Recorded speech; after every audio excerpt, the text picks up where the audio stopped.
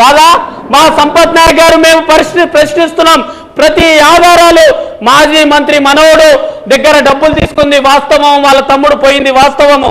ఏమవసరం వచ్చిందన్నా అక్కడికి వెళ్ళి మాజీ మంత్రి కర్ణాటక రాష్ట్రం నుంచి చెప్పడానికి మాకేమవసరం చెప్పు? మాకేమైనా అవసరం ఆరోపణలు? మాకు చాలా పనులు ఉన్నాయి, ప్రజల కోసం ఇంకా చాలా పనులు చేయాలి, మేము ఇంకా సమస్యల గురించి మాట్లాడాలి. డీలిమిటేషన్ వస్తుంది, మేము అన్యాయం అయిపోతున్నాం, దీని గురించి మాకు చాలా ఉన్నాయి.